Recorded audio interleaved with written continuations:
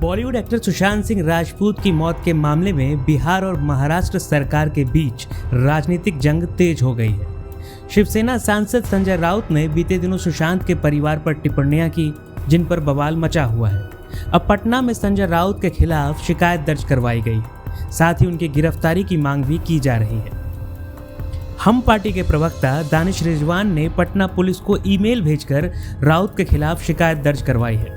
इस शिकायत में बीएमसी मेयर, बीएमसी पदाधिकारी और मुंबई पुलिस कमिश्नर के भी नाम शामिल हैं। इनके खिलाफ जांच और गिरफ्तारी की मांग की गई है।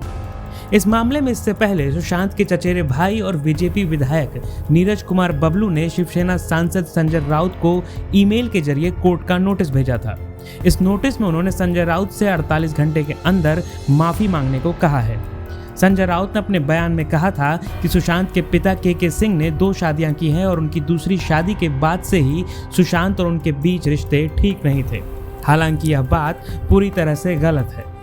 उदयमान और प्रतिभाशाली एक कलाकार जिसका असमय निधन होना, उसकी जांच चल रही है। उसमें कभी उसके पिता के नाम से, कभी उसके परिवार वालों के नाम से, कभी किसी और नाम से ये भ्रामक बातें फैलाने की जो बात हो रही है, ये एक सुनियोजित साजिश है। और इसी के साजिश इस घटनाक्रम को तह तक जाने देने के लिए, रहस्य पर से पर्दा उठाने के लिए लोग नहीं चाहते हैं कि यह रहस्य से पर्दा उठे। सुशांत सिंह राजपूत की किस प्रकार से मौत हुई, उसकी जांच सही तरीके से हो सके। इसलिए यहाँ की जनता, यहाँ के लोगों का ये धर्म और कर्तव्य है कि सही बातों की जानकारी उसे प्राप्त हो सके और वो मालूमात कर सके। इसलिए ऐसा कुछ हम लोगों ने किया है। रह गई बात श्री संजय सिंह राउत, जो एक जिम्मेदार और ऊंचे पद पर राजनीतिक रूप से आसीन हैं और जो राज्यसभा के सांसद हैं, तो माननीय सांसद को ऐसी किसी बातों का सहारा नहीं लेना चाहिए जिससे यह मालूम हो कि अनुसंधान की दिशा को मोड़ने की कोशिश की जा रही है और उसके दिशा दशा को बदलने की कोशिश की जा रही है कि ताकि सही अनुसंधान नहीं हो पाए।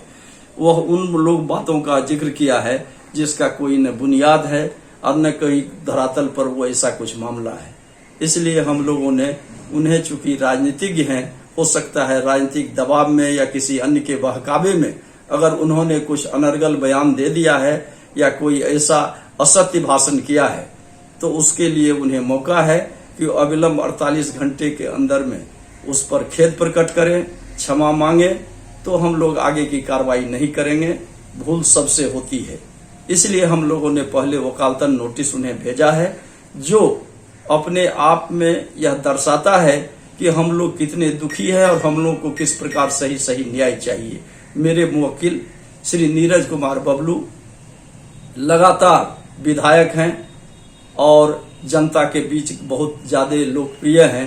वो चुनाव जीत कर जाते हैं और उनको इतना तकलीफ पहुंचा है, जहां क्षेत्र में जाना, जहां भी जाना, तो वहां सभी लोगों के बीच उनको परेशानी का सबब झेलना पड़ता है। जो ऐसी क्या बात हो गई, इसलिए उन्होंने हमें यह अधिकृत किया, नीरज कुमार बबलू जी ने, जो इसका जो है सो वकालतन नोटिस दिया जाए श्री संजय राउत जी को, जिससे कि वो उनको यह मौका होगा कि वह अविलंब क्षमा प्रार्थी हों, क्षमा मांग सकें, जिससे कि सही बातों के और सुशांत सिंह की आत्मा को शांति हो और उनके पिता के सिंह जो मर्माहित हैं, दुखी हैं, शोकाकुल हैं, उनके हृदय पर मरहम की पट्टी लगाई जा सके। देखिए, अभी जांच आगे कहाँ बढ़ी? अभी तो सीबीआई को मामला गया, सीबीआई ने पता नहीं इन्वेस्टिगेशन शुरू किया या नहीं, लेकिन एक नया पखेड़ा ये होगा कि हमारे 5 पुलिस पदाधिकारी जो मुंबई गए थे इन्वेस्टिगेशन टीम के, मुझे अभी जानकारी मिली है, उनके खिलाफ मुकदमा कर लिया बिहार पुलिस के खिलाफ। मुंबई पुलिस ने ये आरोप लगाते हुए कि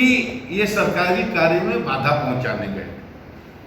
अब ये कितना रिडिकुलस है, कितना हास्यास्पद है। पूरे देश में क्या इमेज बनेगी मुंबई पुलिस की? किसने सलाह दिया इस तरह का मुकदमा करने का, ये तो उन्हीं को पता होगा। तो अभी इन्वेस्टिगेशन सीबीआई कहाँ तक पहुंची है, क्या कर रही है, मुझे इसकी कोई जानकारी नहीं है। लेकिन सीबीआई अगर इस कांड का इन्वेस्टिगेशन करेगी तो सत्य जरूर प्रकाश में आएगा, इसका मुझे पूरा विश्वास है।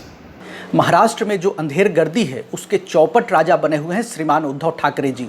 महाराष्ट्र में जिस तरीके की खुल्लम खुल्ला गुंडागर्दी है, सुशांत से जुड़े तमाम सबूतों और तथ्यों को मिटाया जा रहा है, वह दुर्भाग्यपूर्ण है। सामना में तीसरी मर्तबा लेख लिखकर सुशांत की मृत आत्मा का चरित्र हनन का घटिया प्रयास किया गया।